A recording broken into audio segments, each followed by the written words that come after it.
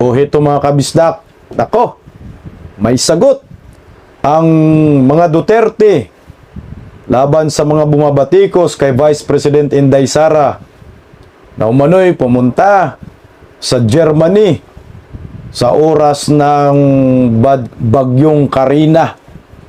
Napaliwanag na natin dito sa Bisdak Pilipinas na si Vice President Inday Sara Duterte pumunta po sa Germany nung nagkaroon po ng bagyong Karina.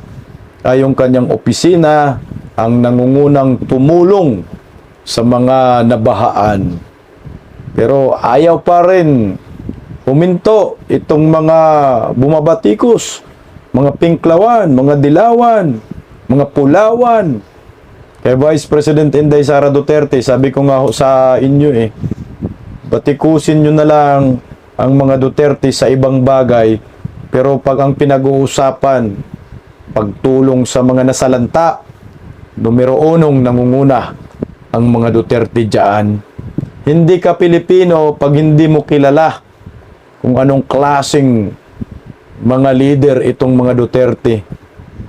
Sa Tacloban nga ho sino ba yung unang tumulong sa balwarte ng mga tambaluslos diyan sa Tacloban nung nayulanda? Former President Rodrigo Roa Duterte kasama si Mayor Basti. Kaya hindi nyo po ma-question yung malasakit ng mga Duterte. Kaya hito, handa na ang City of Davao sa pagbibigay ng tulong para sa Luzon sa mga nasalanta ng bagyong Karina. Trending po ito ngayon mga kabisdak, pinag-uusapan na ho sa social media. Ayan ho. Ako po'y kumuha ng datos sa AIDS Davao dahil pag naglabas po sila ng balita patungkol sa Davao at patungkol sa mga Duterte, legit po talaga. Talagang mapagkatiwalaan itong FB page na ito. Ayon po sa kanila, breaking news.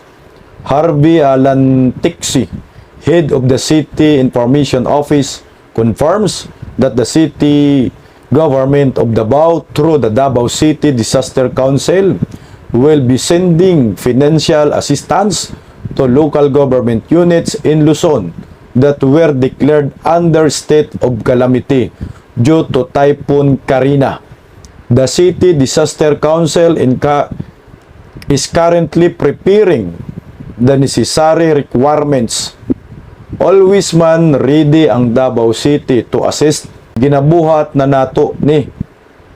It has been the practice of the city to extend assistance to calamity-stricken areas. Ayun po kay Harvey Lantixi, head ng City Information Office.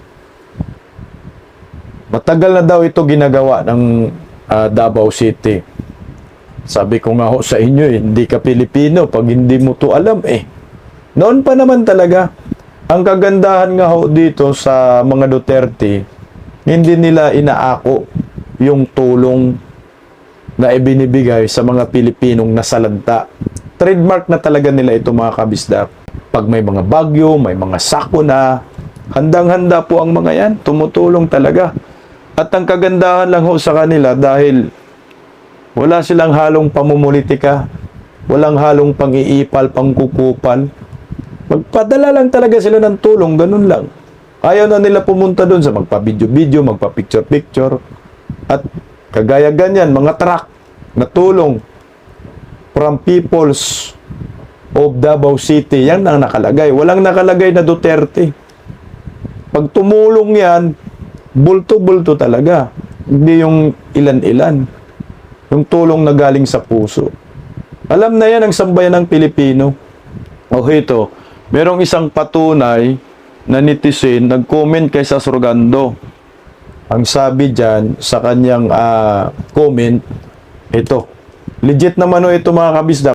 Ang sabi niya, pinusto ni Sasurgando I remember during our experience in Typhoon Pablo, yung mga tulay nasira at natabunan yung mga kalsada ng landslide. Meaning, di kami makakuha ng mga rasyon dahil walang madaanan yung truck. The first responder that gives us food packs is the people of Davao. Yun yung nakasulat sa mga plastic na pinaglalagyan ng relief goods. Dinala nila through chopper. Ganyan taga Davao City, walang pangalan, but you will know who's behind it. Ganyan naman talaga. Ang mga Duterte kasi hindi kagaya ng mga tambaluslos, may nakalagay MR, mangungurakot rice. Hindi ganyan sila, allergy sila sa mga ganyan. Na totoo yung sinasabi ng netizen. Ang mga Duterte, pag tumulong, din nila nilalagyan ng pangalan nila. Pangalan po ng mga taga Davao, peoples of Davao. Hindi man kasi sila trapo. Hindi yan mga ipal, hindi yan mga kupal. Gaya ng mga alipuris ni Tambaluslos at ni Ngagba at ni Kukak. Dapat nga ho ang binabatikos natin yung Marcos admin. Dahil sila naman talaga